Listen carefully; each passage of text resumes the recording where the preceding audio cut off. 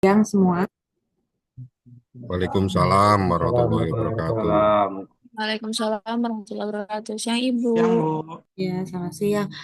Mohon maaf ya, Waalaikumsalam warahmatullahi wabarakatuh. mulainya karena tadi terkendala sinyal. Waalaikumsalam warahmatullahi wabarakatuh. Oke, kita lanjutkan perkuliahan kita ya. Sebelumnya saya akan bahas dulu untuk yang pertemuan di minggu lalu ya. Minggu lalu saya sudah share eh, PowerPoint ya di e-kampus.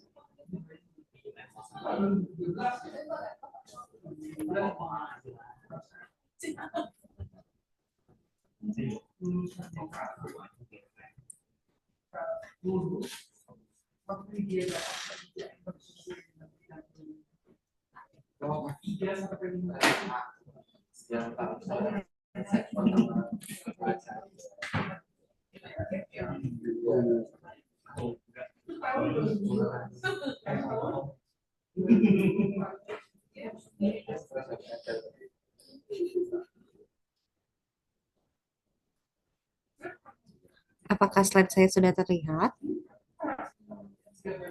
Sudah Bu.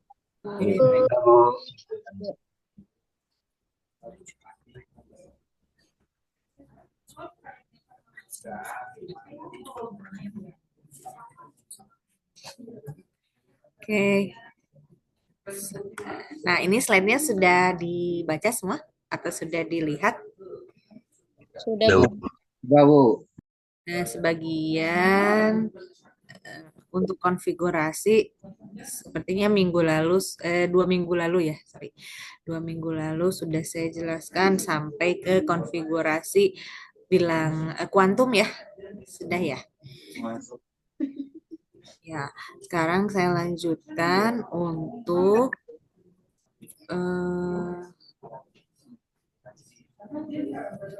Kok jadi Nurul? Nurul Ajeng Susilo. ya, sekarang kita lanjutkan ke konfigurasi ion ya. Jadi ini sudah apa itu konfigurasi elektron ini sudah ya. Nah, di oke, untuk yang materi yang ini sudah pernah saya sampaikan atau belum? Belum. Ini belum ya? Belum Ibu. Baik, saya jelaskan dulu. Jadi di 2 minggu lalu saya baru jelaskan apa itu konfigurasi elektron eh, sederhana ya, yang dihitung berdasarkan kulit atom ya, KLMN ya itu ya. Nah, hari ini saya akan jelaskan untuk yang bilangan kuantum ya. Jadi apa itu konfigurasi elektron? Konfigurasi elektron adalah gambaran penyebaran elektron dalam orbital-orbital kulit elektron. Nah, bisa sambil dilihat sistem periodik unsurnya. Nanti Bapak dan Ibu atau rekan-rekan semua bisa sambil dibuka sistem periodik unsurnya atau SPU-nya ya. Nah, sini contohnya atom Na atau atom natrium ya. Dia memiliki nomor atomnya itu adalah 11 ya. Yang mana nomor atom 11 tersebut nanti kita uraikan atau membuat suatu konfigurasi elektron menjadi 1s2, 2s2, 2p6, 3s1. Nah, dari mana konfigurasi tersebut? Nah, kita dapat peroleh dari sini. Ada yang namanya aturan prinsip atau penentuan konfigurasi elektron. Yang pertama ada prinsip Aufbau ya. Nah, di sini fungsinya untuk pengisian orbital dimulai dari subkulit yang tingkat energinya rendah ke tingkat energi yang tinggi. Nah, biasanya saya itu eh, apa namanya membuat rangkaian ini ya, rangkaian konfigurasi ini dengan eh, berurut gitu ya, mulai dari 1S, 1S1, S1S2, 2S2. Jadi kalau S itu kenapa sih selalu 2? Karena S itu memiliki maksimal eh, orbital yang ada maksimal elektron yang ada di orbital S itu 2. Jadi 1s2, 2s2, 3s2, 4s2, 5s2, 6s2, 7s2, 8s2. Kemudian setelah itu saya bikin 2p. P itu maksimalnya elektronnya 6 ya. Jadi 2p6, 3p6, 4p6, 5p6, 6p6, 7p6. Kemudian ada orbital D ya. 3d10. Kalau D itu 10 ya maksimalnya. 4d 10, 5d 10, 6d 10. Kemudian 4f. F itu 14. Jadi kalau 2 minggu lalu atau sebelum pertemuan sebelumnya itu berbicara mengenai kulit, ini subkulit, jadi lebih dalam lagi gitu ya. Nah, di sini ada 4F, 14, dan 5F, 14. Nah, nanti kita lihat contohnya ya. Di sini ada contoh oksigen. Oksigen memiliki nomor atom 8. Dilihat ya di SPU-nya. Nah, untuk memenuhi 8, ya, 8 nomor atom ini, artinya kita harus menguraikan dalam konfigurasi. Nah, mulai dari 1S. Jadi ini ya, urutannya mulai dari ini nih. Ikutin tanda panah ini. Nah, kenapa Bu nggak berurut aja 1S, semua kemudian 2P. Nah, ini yang namanya prinsip Aufbau. Dia akan berpindah atau mengisi mulai dari energi yang rendah kemudian ke energi yang tinggi.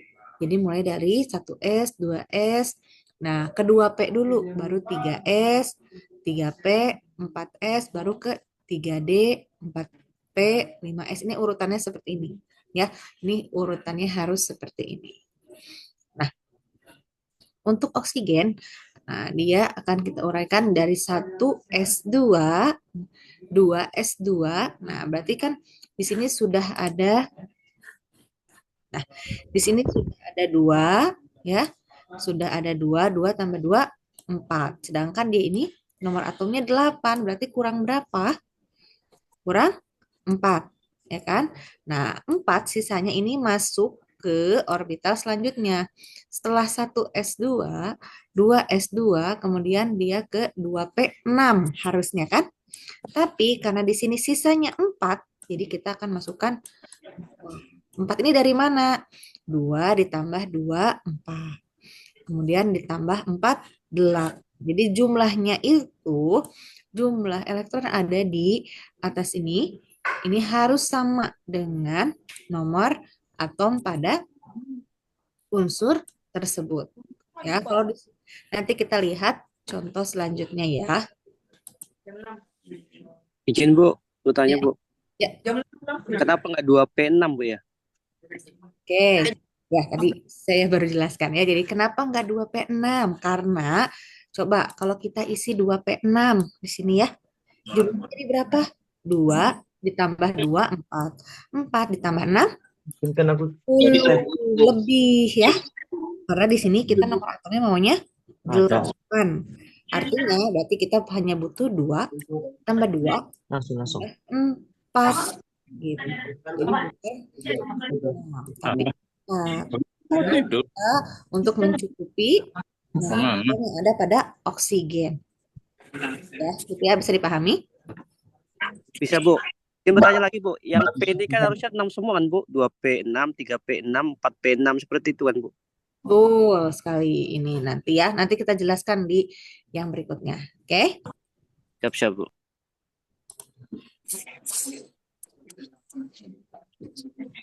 Ini pada jumlah N ya. N1, 2, 3, 4. Nah, nih cara pengisiannya. Pada subkulit S tadi ya, orbital S itu 1. Tapi di dalam orbital, ini di S itu hanya memiliki 1 orbital atau 1 kotak yang diisi oleh maksimum 2 elektron. Nah, maksimumnya 2 elektron. Menghadap ke atas tanda panah 1, menghadap ke bawah tanda panah 2. Ya, ini untuk mengisi elektron. Ya, kemudian P, subkulit P itu memiliki 3 orbital. Ya, berarti dia memiliki 3 kotak, yang masing-masing kotak terdiri dari 1 pasang elektron. Jadi 1, 2, 3, 4, 5, 6. Ada 6 elektron maksimum pada subkulit P atau pada orbital P. Demikian juga pada orbital D, gitu ya. Di orbital D kita punya 5 kotak atau 5 orbital, ya. Nah, masing-masing orbital itu maksimal 2. Jadi 1, 2, 3, 4, 5, 6, 7, 8, 9, 10. Ya, jadi D itu kenapa tadi kan namanya 1S, 2 pangkatnya, 4P, 6. Artinya dia memiliki maksimal 6. Dia memiliki maksimal 2. Kemudian D, dia maksimal 10 elektron. Kemudian F, dia maksimal 14 elektron. Seperti itu. Jadi kita hanya sampai F saja kalau subkulit. Ya, bedakan dengan kulit. Kalau kulit kemarin ada KLMNO, bisa dan sebagainya gitu ya. Nah, itu bisa tergantung dari jumlah kulit. Ya, kalau subkulit SPDF S1 P6 D S2 P6 D10 F14. Ya, ini untuk sub orbita atau subkulit. Oke. Nah, tadi udah ada aturan Aufbau. Sekarang ada larangan Pauli. Larangan Pauli itu menyatakan tidak ada 2 elektron dalam satu atom yang mempunyai keempat bilangan kuantum yang sama. Contohnya di sini helium memiliki 2 elektron yang terletak pada orbital yang sama. Kedua elektron memiliki harga bilangan kuantum n, masih ingat? N kecil, L kecil, dan M kecil itu sama. Tetapi nilai S pasti akan berbeda karena nilai S itu berbeda tergantung dari arah tanda panahnya. Kalau tanda panah ke atas artinya dia positif setengah nilai S-nya, ya. Kalau tanda panah ke bawah negatif setengah. Ini nilai S-nya, ya. Nah, kita ingat-ingat lagi. Di sini ada helium memiliki nomor atom 2. Artinya dia memiliki konfigurasi 1s2. Selesai sampai sini ya. Nah, kita tentukan nilai N-nya. Ada yang masih ingat N itu apa? Subkulitnya, Bu. Apa? Subkulit. N itu adalah jumlah kulit. Oke, kalau subkulit itu SPDF. Kalau N adalah jumlah kulitnya, gitu ya. Di sini kulitnya adalah 1. Coba bela aja suruh nah. Ini, Ngapain Joko ke sekolahan? mohon maaf itu Leo tolong di mute ya. Oke, terima kasih. Nah, di sini kulitnya hanya 1, artinya N-nya 1. Ya, lihat di sini, 1. Kemudian L-nya, ada yang ingat L itu rumusnya apa? N? N-1. 1. Oke, ya. Berarti 1 dikurangi 1, 0. Oke. Kemudian M. Nah, karena L-nya 0, maka M-nya 0. Karena M itu bergerak dari negatif ke positif. Nah, sekarang kita tentukan nilai S-nya. Nah, nilai S itu dilihat dari orbital, gitu ya. Nah, di sini orbitalnya adalah orbital S. Ya, orbital S itu dia memiliki maksimal 2 elektron, yang mana tanda panah atas 1, tanda panah bawah 1.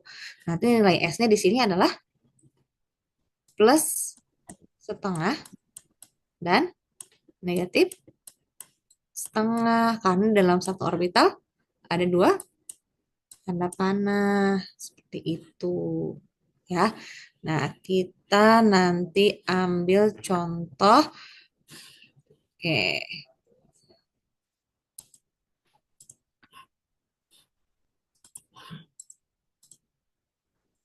Oke, kita masuk ke aturan Han dulu. Nah, aturan Han menyatakan bahwa pengisian orbital dari satu subkulit mula-mula elektron menempati orbitalnya sendiri, baru kemudian berpasang-pasangan. Nah, di sini kita contohnya adalah nitrogen. Nitrogen itu memiliki nomor atomnya 7. Oke. Nah, kita bikin dulu konfigurasinya. 1s2, 2s2, 2p, 3. Dari mana 3? Dari sisa yang Jumlahan, Bu. iya, dari sisa yang 7 ini gitu ya. 2 tambah 2, 4. 7 dikurangi 4, 3. Sisanya 3. Nah, kita tentukan. Coba nilai N-nya berapa? N-nya berapa? Dua. N-nya 2, Bu. Dua. N-nya 2. Oke, L-nya, L-nya 1. good. M-nya, M-nya 3. yes. M bergerak dari negatif ke positif. Artinya negatif 1, Ya, kosong, dan 0 sama 1. positif 1. Nah, itu adalah nilai M. Sekarang kita tentukan yang spin. Ya, untuk melihat spin kita lihat orbital paling belakang ya. Nah, di sini dia orbitalnya P. P itu memiliki kotaknya 3. Oke. Nah, ini orbitalnya 3 nih. 1, 2, 3 ya. Nah, karena di sini elektronnya 3, 2p3 berarti dia memiliki 3 elektron. Nah, kita isikan dari yang paling kiri ke kanan gitu ya dengan masing-masing ya. Satu menempati orbitalnya sendiri baru kemudian berpasang-pasangan. Berarti ke atas semua tanda panahnya. Tanda panahnya ke atas, ke atas, ke atas. 1, 2, 3. Nah, berarti S-nya bermuatan positif setengah. Kenapa positif ke setengah? Karena tanda panahnya mengarah ke atas. Nah, yang seperti ini yang benar pengisiannya. Ya, dia masuk ke aturan Han. Ya, aturan Han itu harus mengisi dulu secara sendiri-sendiri baru dia berpasangan. Kenapa dia nggak boleh berpasangan dulu? Nah, karena nanti ini dia melanggar aturan Han. Ya, di aturan Han itu ke atas dulu semua, baru dia berpasang-pasangan. Ya, oke.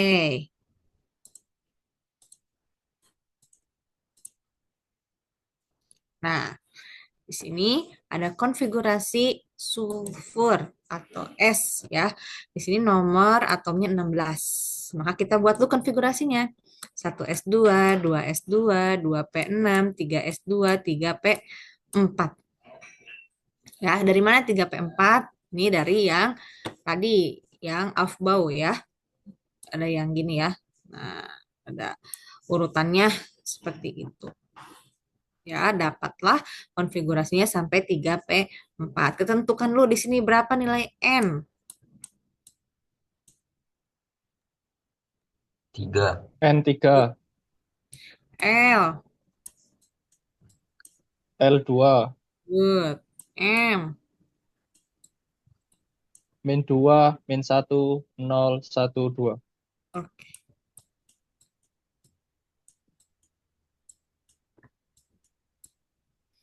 Sekarang kita tentukan nilai S-nya ya. Nah, Minus setengah.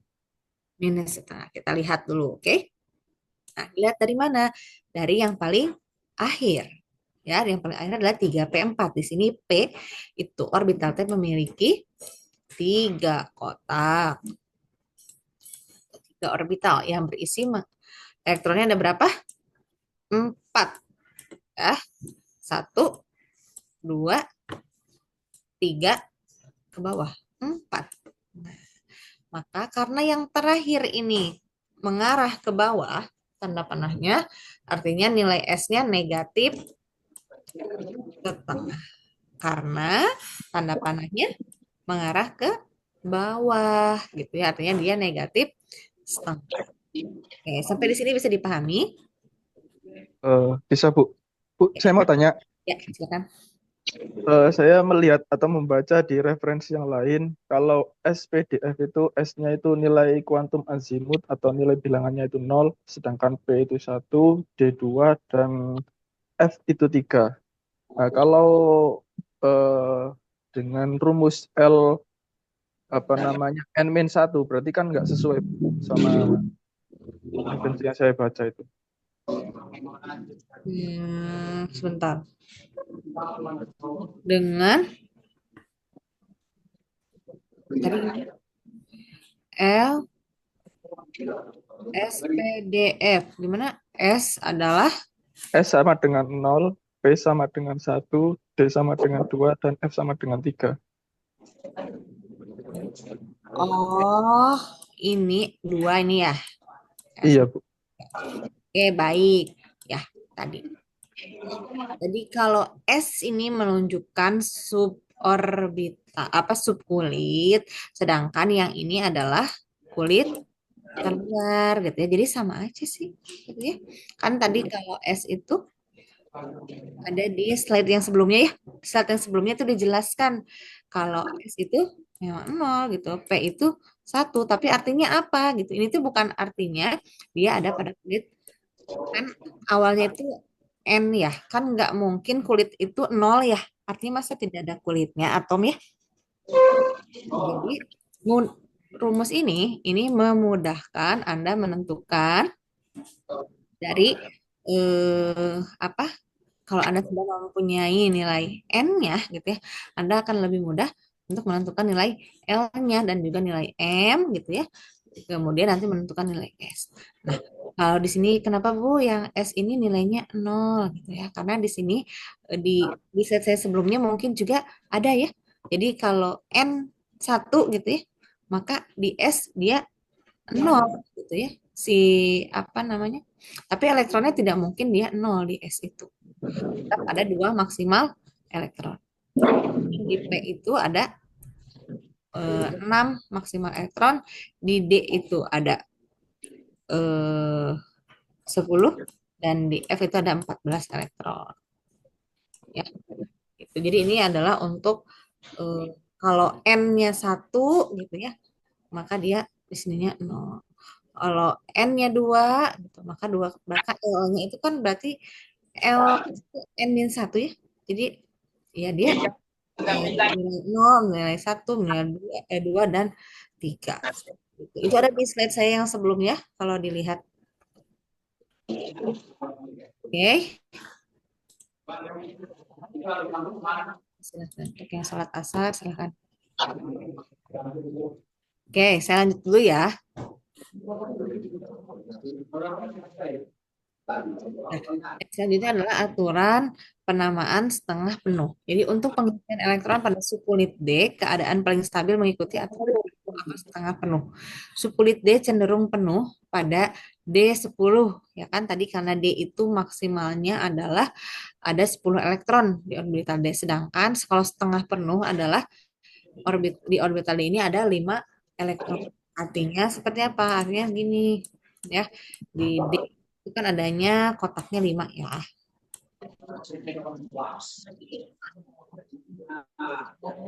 Nah, kalau dia penuh berarti dia di sini terisi semua.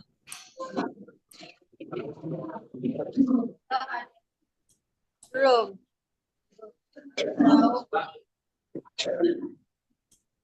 Ih, mukamu sudah kelihatan segar. Maaf, bisa tolong di-mute kan?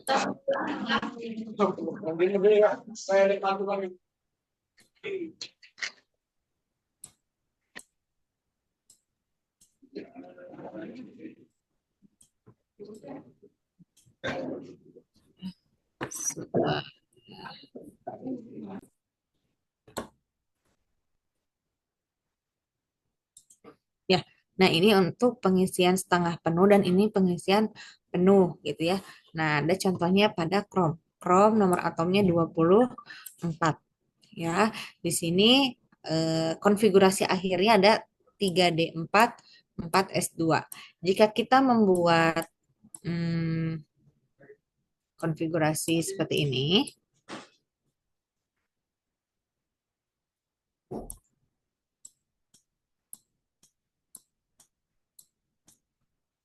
Ini yang S, sorry ya ketukar ya.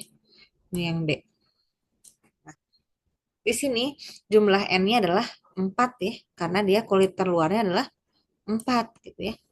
Tapi kita lihat kalau kita mengikuti ini, maka yang S akan terisi penuh, sedangkan yang D ini setengah penuh juga tidak mencukupi gitu ya, karena dia hanya ada 4. Maka untuk memenuhi aturan penamaan setengah penuh, elektron pada S ini satu elektron akan dipindahkan ke D. Untuk apa? Untuk mencukupi setengah penuh. Ya, maka yang elektron satu ini akan berpindah ke D, sehingga akan berubah menjadi 3D5 4S1. Mengapa hal tersebut bisa terjadi? Ini menandakan kalau Cr atau unsur krom ini dia termasuk unsur transisi yang berada pada kalau di SPU itu di bagian tengah ya. Ini kan ada golongan 1A, 2A, kemudian ini ada unsur transisi. Di sini ada 3A, 4A, 5A, 6, 7, 8A. Gitu ya. Nah, krom ini termasuk ke unsur golongan transisi di sini. Dia biasanya golongan transisi itu memiliki lebih dari satu muatan, bisa menjadi CR4 plus gitu ya, CR4 plus, CR6 plus gitu ya. Nanti akan kita pelajari juga di konfigurasi ion. Ya, kapan dia bernilai positif, kapan dia bernilai negatif. Gitu ya. Nah, ini biasanya unsur-unsur yang berada pada unsur transisi atau golongan B ini memiliki konfigurasi yang seperti ini gitu ya. Identiknya dengan akhirnya teh DS atau SD gitu, dan dia pasti akan ada transfer elektron seperti ini. Dia akan memenuhi dulu yang tadi, memenuhi yang setengah penuh maupun yang penuh. Baru kemudian nanti mengisi ke yang setelahnya. Gitu. Makanya dia ini mengisi dulu yang 3D5, baru dia mengisi 4S. Gitu. Jadi ditransferkan satu elektron dari S ke D untuk mengisi setengah penuh. Itu ya. Oke.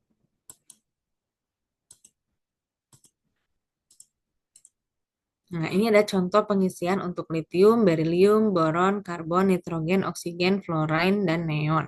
Ya. Di sini juga sama ya, misalnya ini karbon. Karbon itu memiliki 6 ya.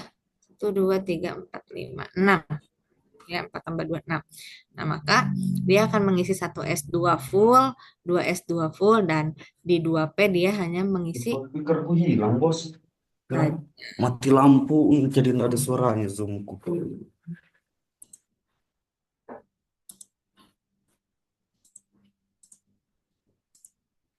Nah, di sini ada contoh soal latihan ya. Ada nikel, ada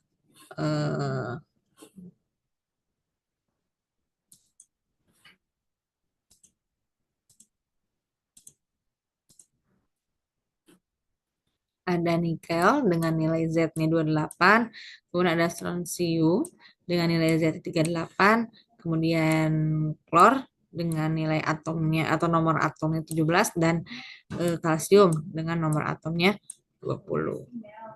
Ya, dari sini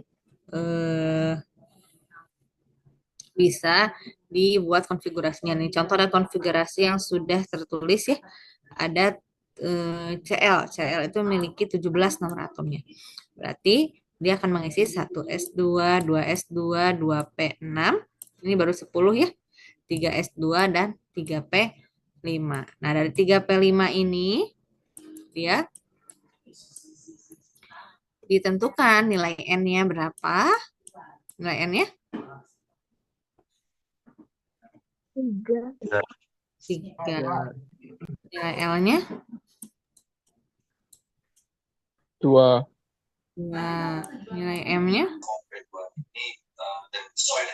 min 2, min 1, Mm-mm. 0, 1, 2. Oke.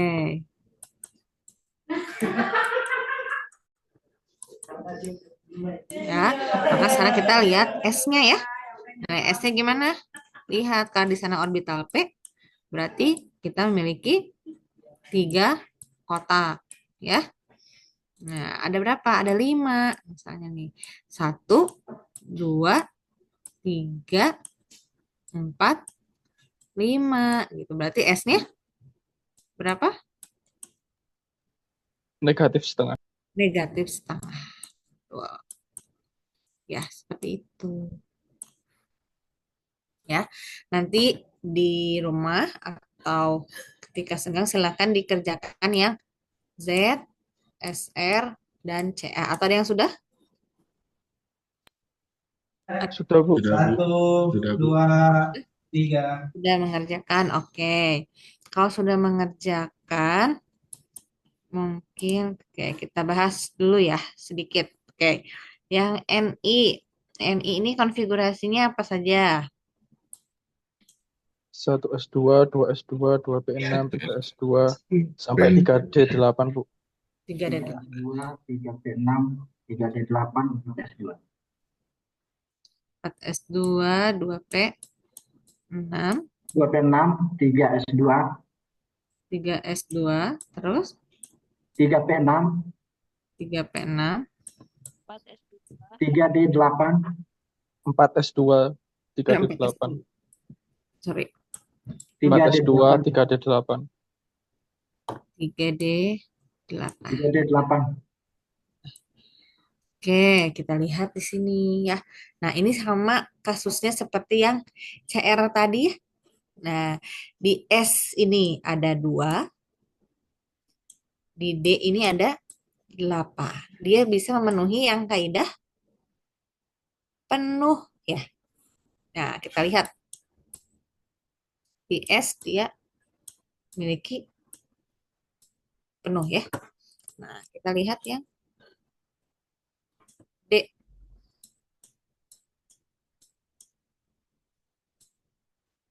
Nah, 1, 2, 3, 4, 5, 6, 7, 8. Nah, di sini dia masih kosong. Ya. Maka untuk memenuhi kaidah yang tadi aturan penuh ya, orbital penuh, maka ini bisa mentransferkan elektronnya ke sini dan ke sini. Jadi akan terbentuk titik 4 S0 3D 10. Seperti itu. Nanti gimana Bu nilai L-nya? Kan dia sudah ada kulit terluarnya adalah 4 ya. Betul nggak? Betul, Bu. Ya, elektronik 4, tapi tidak ada elektronnya. Tidak apa-apa, kita tulis saja. Berarti N-nya adalah 4. Karena di sini yang terluar 4. Kan kita lihat kulit paling luar. Kemudian L-nya 3. Ya, berarti M-nya adalah dan lain sebagainya. Kita mulai dari min 3 sampai dengan min 2. plus 3. Nah, sekarang S-nya. Kita tentukan S-nya berarti yang mana? Negatif setengah. Negatif setengah. Yang ini ya. Yang 3D10 ini kita uraikan yang S-nya itu. Karena kenapa Bu nggak yang ini? Karena yang ini elektronnya dipindahkan ke D. Maka orbital yang kita isi pada spin, bilangan spin adalah yang D. Jadi 1, 2, 3, 4, 5, 6, 7, 8, 9, 10. Gitu. Jadi ini S negatif setengah. Itu ya. Nah, ini sama seperti yang tadi, berarti nikel itu adalah termasuk ke unsur transisi ke golongan B. Ya, dia memiliki kekhasan yaitu ada transfer elektron di sana. Kalau yang lain ini sama ya, nggak ada yang aneh lagi ya. Kalau SR ini sama, dia tidak ada yang aneh. CA ini golongan A juga. Ini golongan A, golongan A, golongan A. Dia nggak ada yang aneh. Yang aneh adalah yang ini aja, yang nikel. Ya, sampai di sini bisa dipahami ya. Bisa, Bu. Tanya lagi, Bu.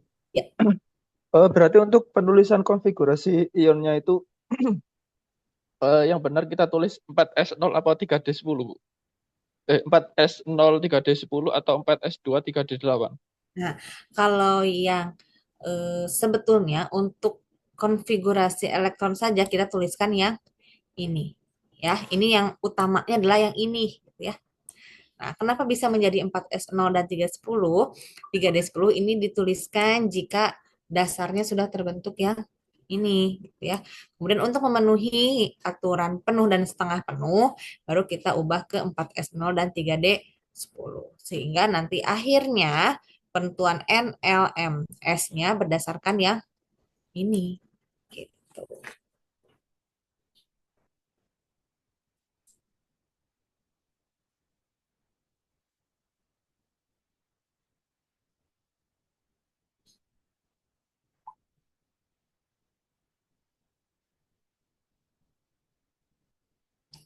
Oke ya.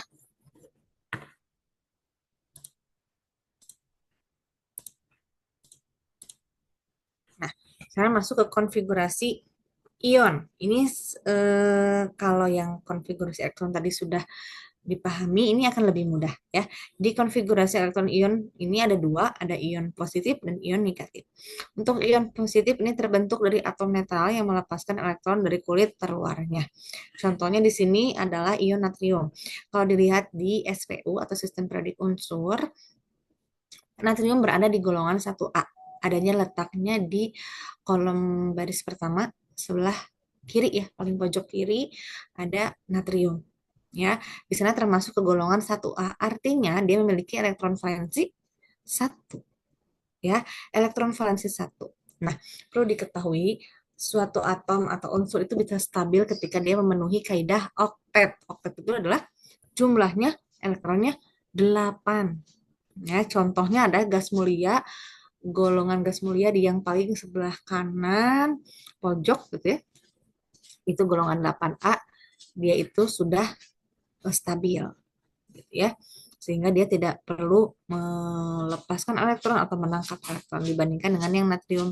Natrium ini dia punya 1 elektron gitu ya. Untuk dia dapat oktet, untuk dia dapat berikatan dengan yang lain gitu ya. Nah, dia akan lebih mudah melepaskan 1 elektronnya dibanding dia harus menangkap 7 elektron lain. Makanya dia bermuatan positif 1. Artinya dia akan melepaskan 1 elektronnya. Makanya muatannya Na plus. Gitu, plus 1. Akhirnya plus melepas 1 elektron. Gitu ya. Untuk apa melepas? Untuk nantinya berikatan dengan yang lain, dengan Cl misalnya ya. Cl itu kan klor ya. Klor itu adanya di golongan 7A. Dia memiliki elektron valensi 7. Artinya dia sudah punya 7 elektron, dia perlu menangkap 1 elektron saja gitu ya. Artinya dia menangkap itu negatif 1. Gitu. Makanya dia ketika Na plus melepas, Cl menangkap. Jadi terbentuklah suatu ikatan NaCl seperti itu. Nah, ini contohnya ya. Nah, konfigurasi ion negatif adalah ion negatif terbentuk dari atom netral yang menarik elektron ke orbital terluarnya. Di sini contohnya adalah ion negatif yaitu ion klorin atau Cl- yang terbentuk ketika atom klorin menangkap 1 elektron kemudian dia bermuatan negatif 1. Jadi artinya tadi ion positif itu adalah melepas elektron. Ion negatif menangkap elektron. Ya, positif melepas, negatif menangkap. Ya, bisa dipahami ya. Jadi totalnya harus 8 gitu. Makanya tadi Na itu akan menarik yang dari golongan 7A gitu ya. 7A apa aja ada F, Cl, Br, I gitu ya. Nah, itu akan ditangkap oleh golongan 1A gitu. agar dia apa? Agar dia bisa oktet atau dia berikatan. Nah, di sini ada contoh konfigurasi elektron ion ya. Contohnya di sini ada natrium. Natrium memiliki kalau dalam unsur netral, natrium ini memiliki nomor atom 11. Konfigurasinya 1s2, 2s2, 2p6 dan 3s1. Ya. Tapi jika dia bermuatan positif, tadi ingat muatan positif itu adalah Melepas. melepas. Artinya dia akan kekurangan elektron. Makanya Z-nya menjadi 11 dikurangi 1. Karena ini muatannya plus 1. Artinya dikurang 1, dilepas 1. Maka nilai Z-nya akan menjadi 10. Maka konfigurasinya akan berubah. 3S1-nya akan dilepas. Terbentuklah 1S2, 2S2, 2P6. Seperti itu. Oke, kita lihat contoh lain pada Fe atau besi. Sorry, ini saya salah ketik ya. Jadi Fe ini harusnya Z-nya adalah 26. Bisa dilihat di SPU ya. Di SPU, di nomor atomnya, itu F itu atau besi itu 26. Ya. Konfigurasinya adalah 1S2, 2S2, 2P6, 3S2, 3P6, 3D6. Ya, kalau dia bermuatan plus 2, yang bergabung.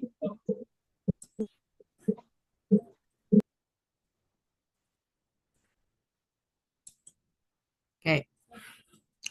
Kalau dia bermuatan plus 2, artinya dia melepas 2 elektron. Oke, berarti nilai Z-nya akan menjadi 26 dikurangi 2. Jadi berapa? 24. 24. 24. Good.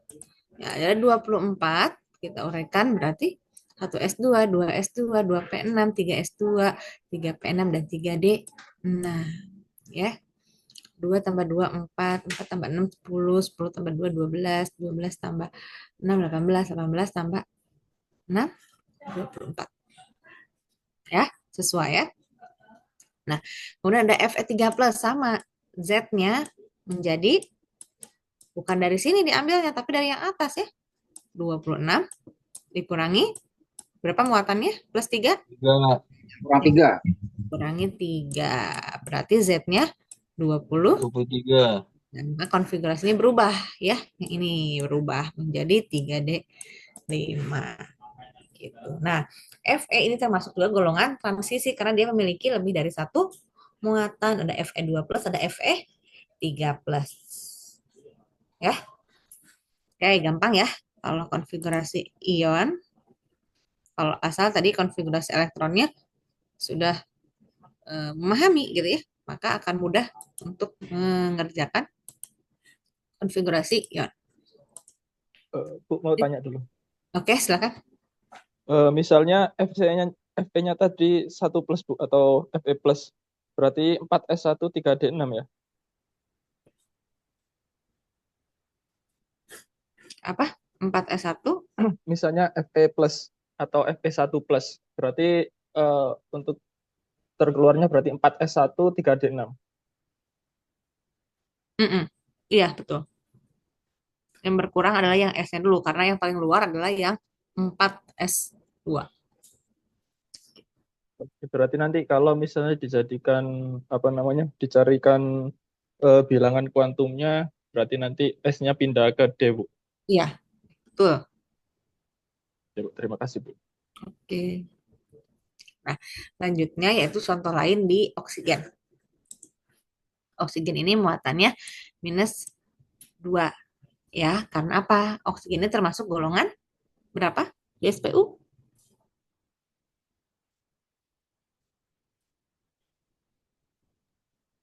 Oksigen golongan berapa?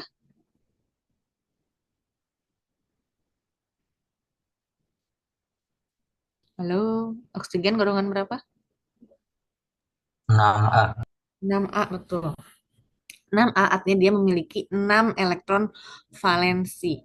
Kalau 6 memiliki elektron valensi, artinya untuk 8 dia membutuhkan atau dia harus menangkap 2 elektron. Daripada dia melepas 6, dia lebih baik menangkap 2 elektron. Makanya dia muatannya -2.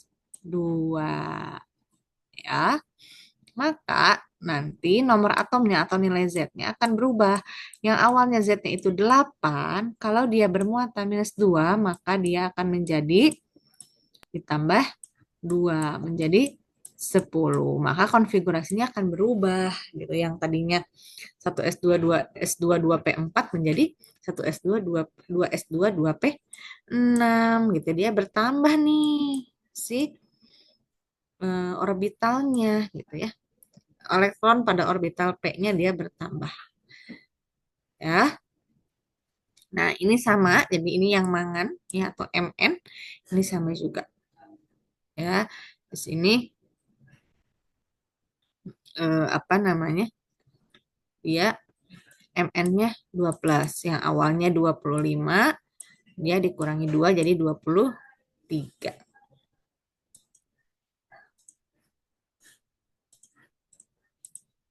Oke, ini ada contoh soal. Kita sambil kerjakan bersama ya. Nah, di sini konfigurasi elektron pada unsur P atau fosfor. Ada nomor atomnya 15. Ayo disebutkan. Berarti konfigurasinya gimana? 1s2 2s2 Mm-mm. 2p6 3s2 3p3.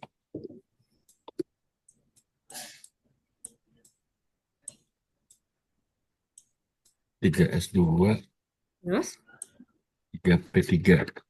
3p3. Jadi terjawab ya. Ada berapa elektron pada orbital 3p? 3. Ada 3. Mudah sekali kan? Sekarang tentukan semua bilangan kuantumnya. Nah, N-nya berapa? N-nya 3. Oke.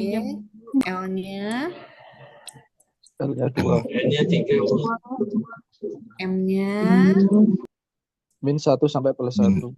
-1. -2 sampai +2. 2 sampai dengan +2. S-nya. +setengah, Bu. Plus. Betul ya. Kita gambar dulu. Atau ada yang bingung. 1, 2, 3 ke atas semua. Berarti plus setengah. Paham ya? Mudah ya? Nah, tadi yang FE tadi sudah ya? Tadi yang FE sudah di soal sebelumnya. Nah, sekarang yang ini. AL 3 plus AL berapa? Nomor atomnya maaf, tolong dilihatin. Berapa? 13, Bu. Oke, berarti Z-nya adalah 13 ya.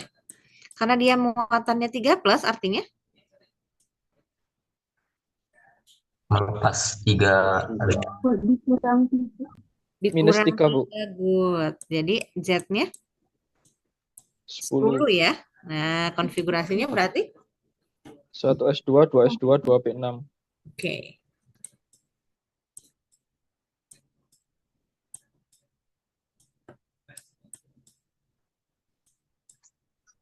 Oke, nah sekarang yang S, sulfur. Sulfur berapa Z-nya?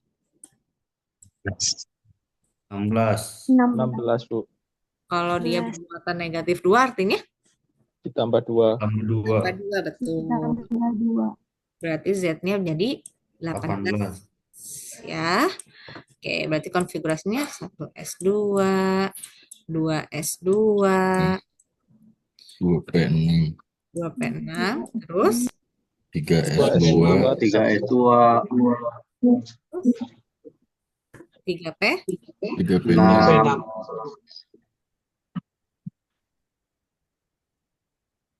ya sudah ya 3p. Nah, mudah kan ya? Oke. Oke, untuk materi ini selesai materi minggu lalu ya. Dulu. Ada yang mau ditanya dulu? Iya, tanya lagi, Bu. Aduh, saya masih bingung yang antara Fe 2 plus sama Mn 2 plus tadi, Bu. Mm-mm. Untuk Fp2+ itu kan yang dikurangi kan yang 4S-nya, 4S2-nya kan. Nah, Mm-mm. kenapa yang Mn2+ yang dikurangi kok 3D-nya, Bu, bukan 4S-nya juga? Oke, sebentar. Oke, baik ya. Di sini dia yang dikurangi adalah 3D-nya ya. Nah, seharusnya itu, nah ini sepertinya ini kesalahan di sini ya. Jadi seharusnya itu yang kulit terluar tetap yang dikurangi gitu ya. Oh, Jadi, berarti ini salah, Bu ya. Jadi yang betul adalah yang ini. Nah, ini ya. Jadi yang hilang adalah yang kulit terluar. Jadi tidak mungkin di tengah-tengah dia hilang gitu ya. hilang. Yang Iya, 3D gitu. Nanti tidak memenuhi yang tadi aturan penuh dan tidak penuh tadi. iya. Gitu Oke, ya. Bu. Terima kasih, Bu. Oke. Oke. Saya lanjutkan ke materi hari ini ya. Materi hari ini yaitu terkait mengenai stoikiometri. Jadi sekarang sedikit berhitung-hitungan ya.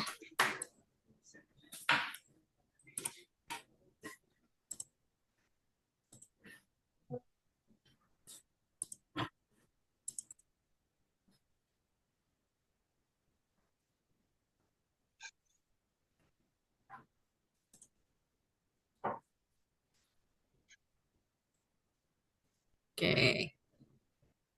Kita sekarang belum sampai penyetaraan reaksi, sampai menghitung dulu ya. Kita akan menghitung bisa dibuka SPU-nya kembali. Kalau kemarin yang kita lihat adalah nomor atom, kali ini untuk menghitung stoikiometri kita akan melihat nomor massa ya. Jadi ada berbeda nomor massa dan nomor atom ya. Kalau yang kemarin itu kita hitung konfigurasi elektron adalah nomor atom, stoikiometri ini adalah nomor massa. Ini sebentar, saya tidak bisa slideshow. Bentar saya stop ya. Sebentar.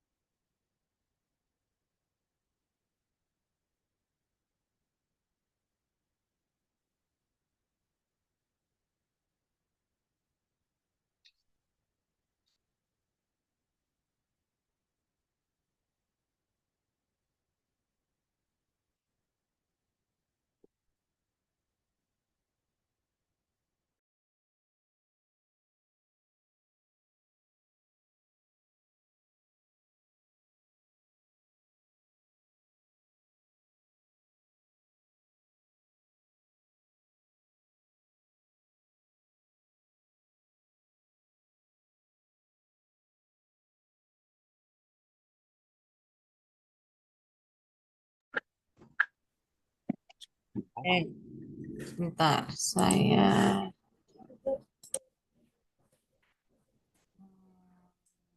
lanjutkan dulu. Muluk itu bisanya, Bang.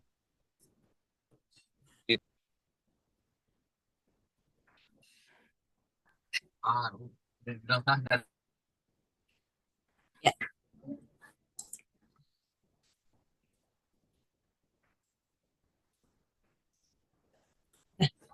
Nah, jadi stoikiometri yang akan kita bahas hari ini, kita belum sampai ke reaksi. Yang stoikiometri reaksi ini mungkin di minggu depan, pertemuan minggu depan akan kita bahas ya. Hari ini kita ke stoikiometri senyawa, kadar unsur dalam senyawa, dan juga rumus empiris, juga rumus molekul ya. Jadi yang stoikiometri reaksi ini belum kita bahas minggu ini, tapi di minggu depan ya. Oke. Nah, yang pertama itu ada massa atom relatif atau kita singkat dengan AR. Ini adalah rumus untuk menentukan AR. Namun, cara mudahnya AR ini sebenarnya adalah sama dengan nomor massa pada setiap unsur gitu ya. Nah, rekan-rekan boleh sambil dilihat apa namanya? SPU-nya ya.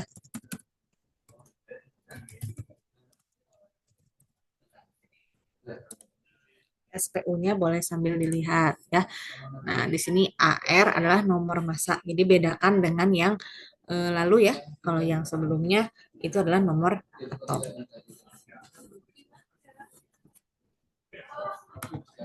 Nah, kemudian MR atau massa molekul relatif ini adalah jumlah dari atau sigma itu jumlah ya, jumlah dari nilai AR.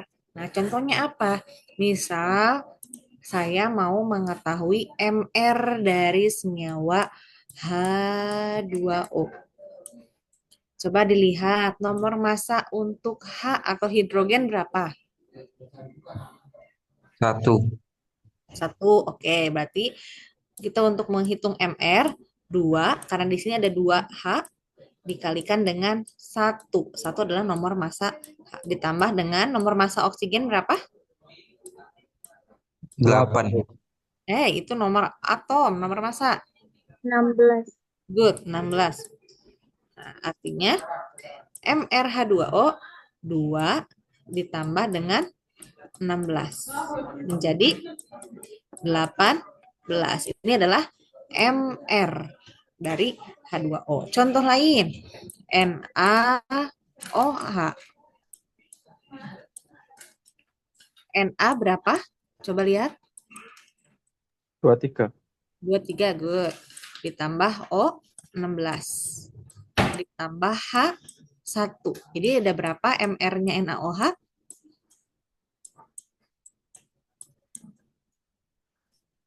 Berapa? 40. 40. 40, Bu. Mudah ya? Gampang ya? Gampang nggak? Insya Allah. Ya, gampang ya? Gampang lah kalau lihat tabel periodik, Bu.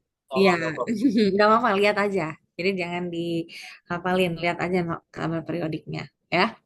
Nah, oke, karena ini sudah mahir, kita lanjut ke yang sedikit lebih mengkerutkan dahi. Nah, kalau ini contoh kita menghitung nilai MR. Massa molekul relatif suatu senyawa merupakan penjumlahan dari massa atom unsur-unsur penyusunnya. Nah, di sini jika nilai AR untuk X itu sama dengan 10 dan nilai AR untuk Y adalah 50, berapa MR dari senyawa X2Y4? Sama pengerjaan yang tadi saya lakukan ya. MR X2Y4 sama dengan 2. Ini dari mana? Dari koefisiennya. Dikali dengan ARX-nya berapa tadi? 10. 2 dikali 10 ditambah karena jumlah, ya kan? Tadi rumusnya itu adalah MR sama dengan sigma AR. Ya. Maka MR itu adalah jumlah dari AR dari setiap unsur. Jadi satu-satu kamu hitungnya. Kemudian Y4, karena dia ada 4, berarti 4 dikali dengan 50. Nah, di sini 20, di sini 200. Jadi nilai MR Y2 X2Y4 adalah 220. Gampang ya? Gampang. Oke. Nah, kita masuk ke konsep mol. Sekarang kita masuk mulai ke rumus ya. Ingat. Nah, untuk menentukan jumlah mol kita bisa menentukan dengan molaritas atau M besar, kemudian volume gas atau V atau volume, massa M, dan juga jumlah partikel atau X. Nah, hubungan jumlah mol dengan jumlah partikel sama dengan N. N di sini adalah mol dikali dengan L. L adalah suatu tetapan bilangan Avogadro. Jadi bilangan Avogadro ini adalah tetapan yang harus Anda hafalkan. Ya, jadi semuanya sama. Untuk Cu, H2O, Cl semuanya nilainya 6,02 kali 10 pangkat 23. Ini adalah bilangan Avogadro untuk semua zat. Ya. Nah, sekarang kita cari adalah N kecil ini. N kecil adalah mol. Di sini lupakan untuk bilangan azimut dan kita sekarang masuk ke stoikiometri. Nilai N ini bukan lagi bilangan kuantum utama, tapi nilai N adalah mol. Ya, mol sama dengan gram atau massa dibagi dengan nilai mR. Ini itu massa, satuannya gram, dibagi dengan mR, itu sama dengan mol. Ingat-ingat ya. Oke, kita lanjutkan. Nah, di sini ada soal berapa molekul yang terdapat pada 20 gram NaOH. Nah, dari sini kita perlu hitung dulu apanya? Molnya, ya. Nomor 1 kita hitung dulu molnya. Mol sama dengan tadi apa? Massa dibagi dengan M. Ya, massanya berapa? 20. Kemudian MR-nya NaOH tadi berapa? Ada yang ingat? mRNaOH 40. 40, good.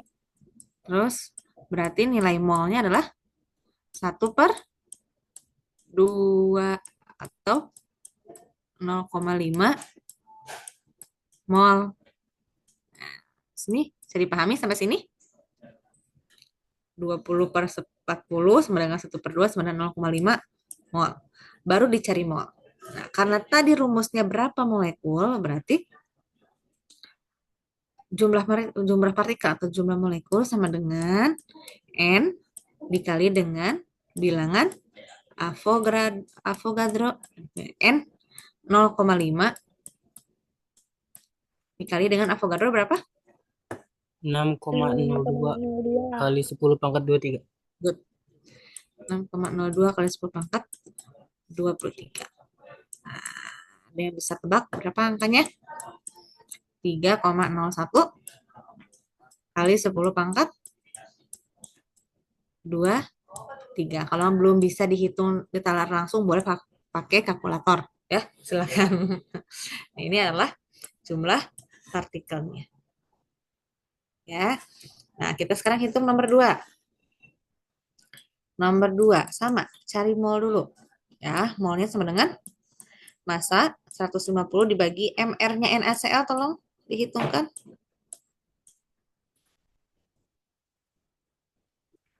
Na23, Cl berapa? 35,3. Hitungin. 35, Bu. 35 ditambah 23. Berapa?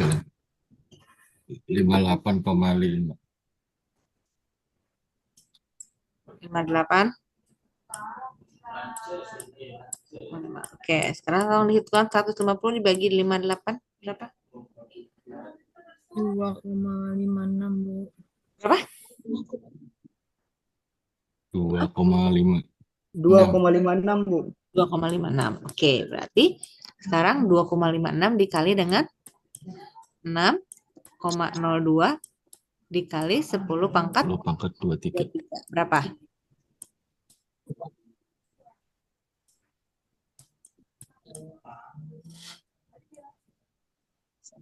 Lima belas koma 1,54.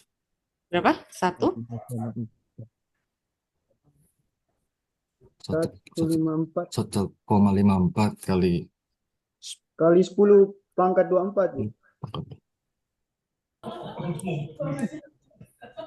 24, 23.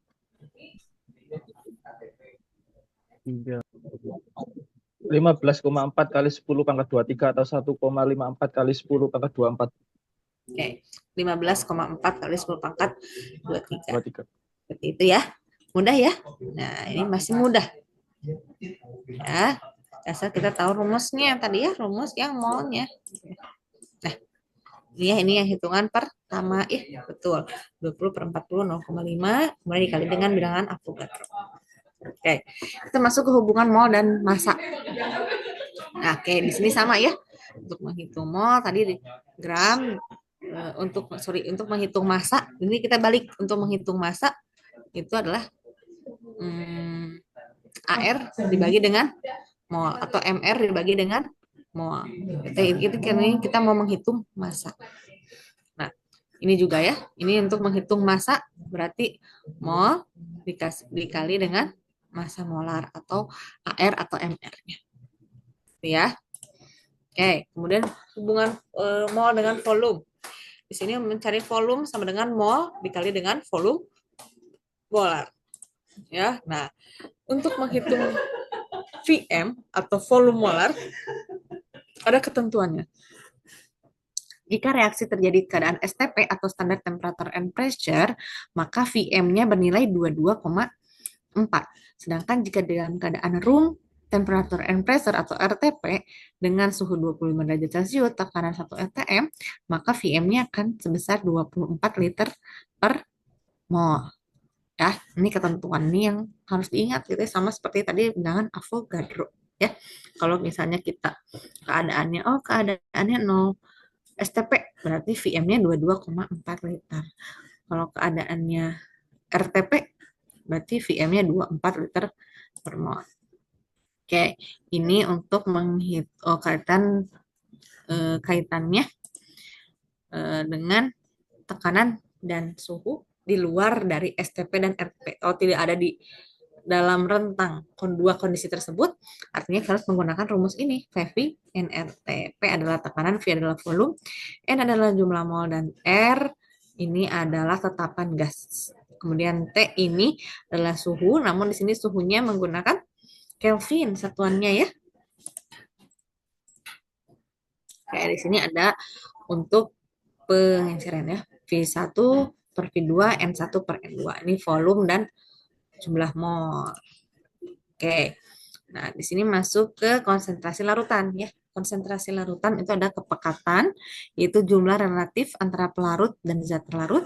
Larutan yang mengandung sedikit zat terlarut disebut dengan larutan encer, dan larutan yang mengandung banyak zat terlarut disebut dengan larutan pekat. Lalu dibedakan ada terlarut, pelarut, dan larutan. Ada yang tahu bedanya apa? Misalnya saya punya larutan garam, yang menjadi terlarut itu siapa? Garam. Pelarutnya? Air. Jadi larutannya? Larutan garam. Larutan garam, gitu ya. Karena garam sudah dilarutkan dalam air. Terlarutnya garam, pelarutnya air, larutannya Garam. larutan garam, ya. Gitu. Oke, nah kita masuk ke molaran. Kemolaran atau M besar ya. Ini adalah jumlah mol zat terlarut dalam tiap liter larutan. Ya, di sini M besar atau molaritas atau kemolaran rumusnya adalah mol per volume. Kita lihat di sini molnya kita turunkan menjadi massa per mR. Ini sesuai dengan rumus kita yang awal ya. Nah, ingat kan N sama dengan massa per mR. Maka dikalikan dengan 1 per V. Kenapa? Karena di sini persatuannya atau pernya itu pembaginya adalah volume. Artinya 1 per volume. Ya, satuannya liter. Nah, bandingkan dengan ini. Udah ada soal. Nah, bandingkan dengan ini. Ini ada kemolalan. Beda ya. Molal dan juga molar. Nah, ini molar, M besar. Ini molal, M kecil. Pembedanya adalah pembaginya. Kalau molar, itu kita melarutkan terlarut dan pelarutnya itu adalah cair. Makanya satuannya adalah liter. Oke? Kalau molal, nih kita ya pelarutnya adalah padat. Gitu ya, terlarutnya padat. Jadi kita melarutkan zat padat terhadap zat cair. Sehingga kemolalannya adalah M sama dengan N per P sama. Cuman yang beda adalah ininya saja. Pembagiannya satuannya kilogram. Ya tadi mol per liter, kalau ini mol per kilo. Itu hanya beda antara molar dan juga molal. Jelas ya? Kalau yang satu itu, kalau M besar itu untuk pembaginya adalah liter, adalah volume. Kalau M kecil itu untuk kilogram satu pembaginya. Oke, nah masuk ke fraksi mol atau X, ini adalah bagian zat terlarut dan pelarut ya. Nah kita misalnya kita nih punya larutan garam tadi ya, ada XP dan XT. Ada bagian dari air pelarut dan bagian dari terlarut. Untuk mencapai larutan homogen itu harus sama dengan 1. Jadi XP ditambah dengan XT itu sama dengan 1. Gitu. Itu terjadi larutan yang homogen. Nah, kita bisa menghitung loh berapa zat terlarut, berapa zat pelarut gitu, dengan rumus tersebut. Jadi XP atau fraksi mol pelarut sama dengan mol pelarutnya berapa dibagi dengan jumlah mol pelarut dan pelarut. Begitupun kalau kita mau menentukan fraksi yang terlarut gitu, kita mencari mol terlarut dibagi dengan jumlah mol pelarut dan terlarut. Gitu. Nah, ini sama ya, tadi sudah. Nah, ini untuk menentukan persen massa. Nah, misalnya ada berapa natrium, berapa persen natrium di dalam larutan NaOH. Nah, itu kita bisa ngukur dari sini. Persen massa sama dengan massa terlarut, yang dilarutkan adalah NaOH, per massa larutan gabungan dari NaOH dan air dikali dengan 100%. Gitu. Kemudian ini persen volume. Misalnya kita mau tahu ada berapa alkohol di dalam air gitu ya. Persen volume sama dengan berapa volume terlarut dibagi dengan jumlah volume larutannya, air dan alkohol dikali dengan 100%. Ini untuk menghitung persen volume. Ini untuk menghitung kadar unsur dalam senyawa tadi sama seperti contoh yang kita mau menghitung Na di dalam larutan garam gitu, NaCl gitu ya. Kita bisa menghitung berapa sih natriumnya, berapa sih klornya gitu ya. Bisa menggunakan rumus ini. Nah, ini koefisien perbandingan jumlah mol dan zat-zat terlibat dalam reaksi. Mol zat X sama dengan koefisien reaksi zat X dibagi dengan koefisien reaksi zat yang diketahui. Oke.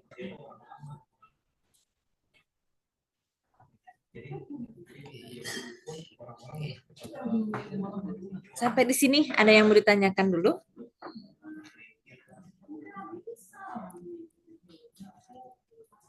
Kalau tidak ada, nanti di rumah boleh dikerjakan atau nanti adalah waktu senggang, silahkan dikerjakan latihan yang ini ya.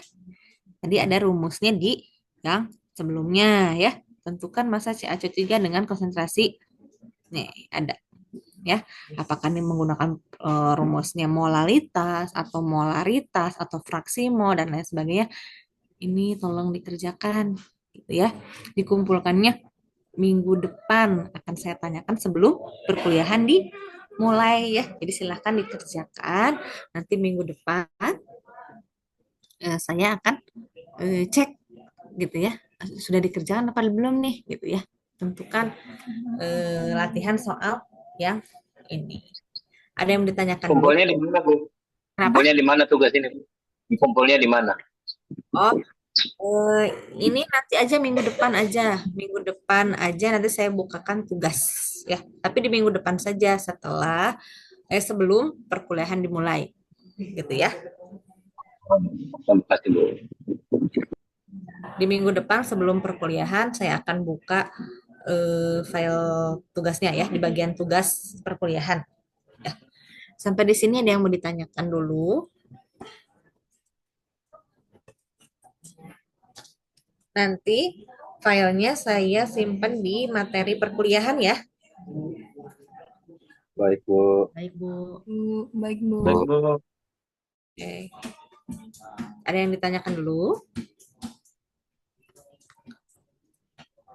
Minggu depan saya bahas dulu yang ini, kemudian nanti kita lanjutkan ke penyetaraan reaksi ya. Siap, Bu. Oke, terima kasih. Kalau tidak ada yang ditanyakan, mungkin pertemuan hari ini saya cukupkan. Sebelumnya saya akan minta dulu untuk buka kamera. Foto bersama. Foto.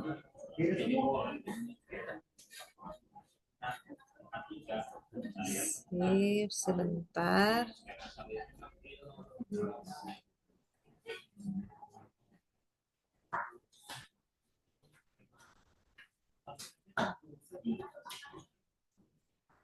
Gelap, Bu. Ada kelihatan. Nyalakan lampunya. Pakai lilin. Oke, siap. 1, 2, 3. Oke, kemudian slide kedua. Sebentar. Dula, senyum dulu. Keluarkan semuanya semua. 1, Senyum menggoda, Pak. 2, 3. Senyummu juga free. Kemudian slide ketiga. 1, 2, 3.